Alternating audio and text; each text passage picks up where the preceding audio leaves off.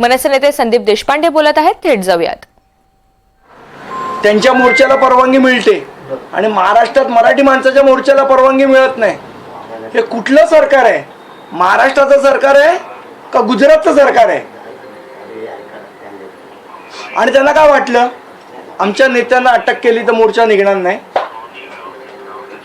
जर आमच्या नेत्यांना तुम्ही अटक करताय, मोर्चापासून अटकाव करताय, तर महाराष्ट्रातला सामान्य मराठी माणूस या मोर्चाचं नेतृत्व करेल आणि मोर्चा निघेल म्हणजे निघेल.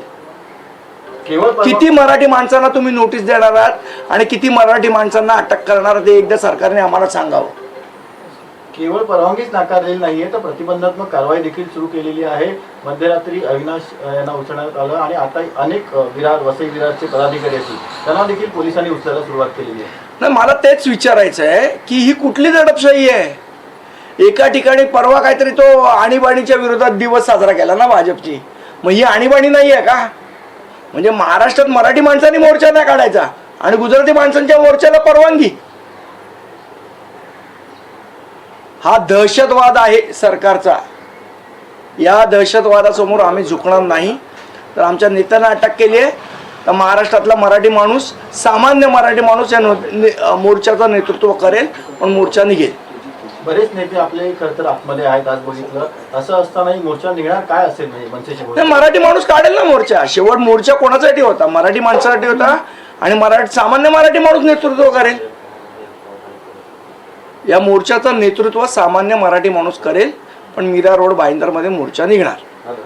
सुरुवातीला थोडा संभ्रम होता मोर्चावरून, मात्र त्याआधीच पोलिसांनी कारवाई सुरू केली. फलक देखील सगळीकडचे उतरवण्यात आलेले आहेत संपूर्ण मीरा भाईंदर परिसरातले. ही दडपशाहीच आहे ना पोलिसांची. म्हणजे एका ठिकाणी व्यापाऱ्यांना खुली सूट द्यायची, नरेश सुरेश परेश सगळ्यांना खुली सूट द्यायची आणि मराठी माणसांना आत टाकायचं. भोगतील परिणाम याचे, सरकारला ह्याचे परिणाम भोगावे लागतील. ठीक आहे. खरं तर आपण बघितलं तर यापूर्वी सुद्धा मनसेनं आक्रमक भूमिका घेतलेली होती. या सगळ्या प्रकारानंतर आता तुमचं पुढचं प्लॅन ऑफ ऍक्शन काय असणार आहे? कशा पद्धतीनं या सगळ्या गोष्टींना सामोरं जाणार? बघा, एक पहिली गोष्ट तर ज्या पद्धतीने भारतीय जनता पक्षाचे नेते, मग ते दुबे असतील, कुबे असतील, चोबे असतील, ज्या पद्धतीने इथे प्रक्षोभक विधानं करतायत, ह्यांना महाराष्ट्रामध्ये दंगली घडवून आणायच्या आहेत. पण आम्हाला महाराष्ट्र शांत ठेवायचा आहे. आम्ही असल्या कुठल्याही घाणेरड्या कॉन्स्पिरसीला बळी पडणार नाही.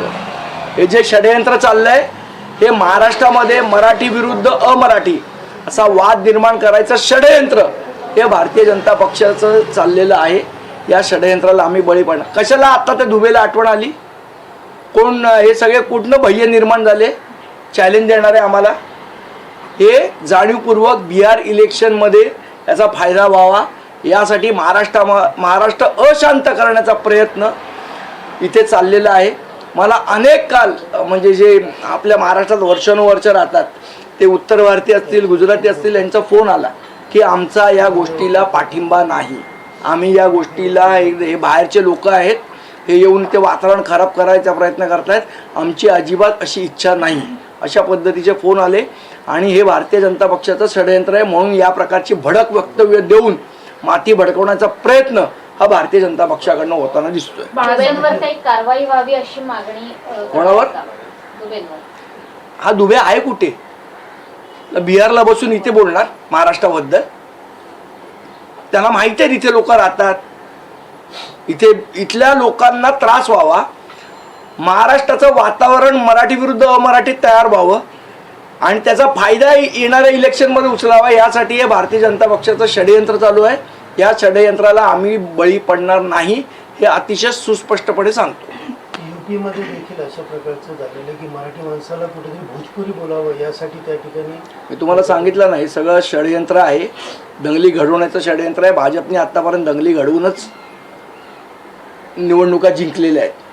त्यामुळे पुन्हा एकदा हे, पण आम्ही महाराष्ट्र अशांत होऊ देणार नाही. आम्ही महाराष्ट्रात, आम्हाला शांती पाहिजे आणि असे वाद जर पेटवण्याचा प्रयत्न करत असतील तर मला असं वाटतं सरकारने त्याच्यावर योग्य ती कारवाई केली पाहिजे. आम्हाला धमक्या देत आहे ना, कायदा सुव्यवस्था राखली पाहिजे, मग त्यांना पण जाऊन सांगावं सरकारनी. महाराष्ट्र शांत ठेवण्याची मागणी म्हणजे तशी भूमिका जर तुम्ही घेता आहात मात्र अमराठी व्यावसायिक असतील किंवा अमराठी जन असतील त्यांना मारहाण केला जाण्याचा आरोप सुद्धा तुमच्यावरच होतो. कोणी केली मारण? अनेक जण तसा आरोप करतायत. आरोप कोणी करू दे. एक घटना घडली मीरा रोड भाईंदरमध्ये, त्याच्या व्यतिरिक्त काय घटना घडली आणि ती कशामुळे घडली? मराठीचा अपमान केल्यामुळे घडली. असं काय आम्ही कोणाला ए बाबा तुला मराठी येतं का? नाही येत, मारली कान पडे. तुला मराठी येतं? नाही येत, मारली कान. असं होत आहे.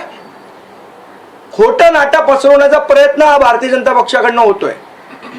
कारण त्यांना इथे मराठी अमराठी वाद निर्माण करून स्वतःचा राजकीय फायदा करून घ्यायचा आहे. ह्याच्यासाठी हे सगळं षडयंत्र चाललंय. बाळासाहेब ठाकरेंचा एक व्हिडिओ सध्या व्हायरल होतोय बस आज महाराष्ट्रात. मीरा रोड भाईंदरवर. थँक्यू. सर एक शेवटचा प्रश्न. मेळाव्याच्या दिवशी तुमच्या टी शर्टची चर्चा होती, आज पण बोलका टी शर्ट आहे.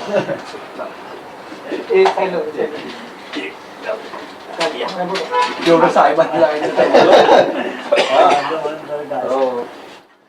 तर गुजराती व्यापाऱ्यांच्या मोर्चाला परवानगी नेमकी कशी मिळते असा सवाल त्यांनी उपस्थित केलेला आहे. अविनाश जाधव यांना ताब्यात घेण्यात आलेला आहे. मात्र तरी सुद्धा आम्ही आमच्या भूमिकेवर ठाम आहोत. आजचा मोर्चा हा निघणार असं संदीप देशपांडे यांनी म्हटलेलं आहे.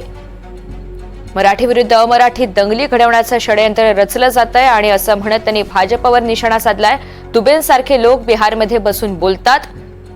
मराठी विरुद्ध अमराठी दंगली घडवण्याचं हे षडयंत्र आहे अशी घणाघाती टीका देशपांडे यांनी केली आहे. तर महाराष्ट्राचं सरकार आहे की गुजरातचं व्यापाऱ्यांच्या मोर्चाला परवानगी मिळते पण आम्हाला ती परवानगी दिली जात नाही. ही कोणती दडपशाही आहे सरकारची असाही थेट सवाल संदीप देशपांडे यांनी उपस्थित केलाय.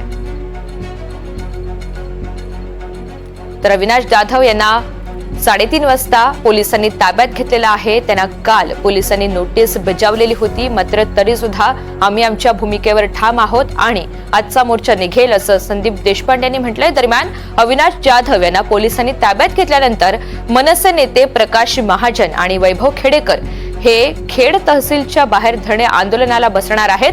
अविनाश जाधव यांना पोलिसांनी तातडीनं सोडावं ही मागणी केली जाते. प्रकाश महाजन यांनी नेमकी काय प्रतिक्रिया दिल्या आपण पाहूयात.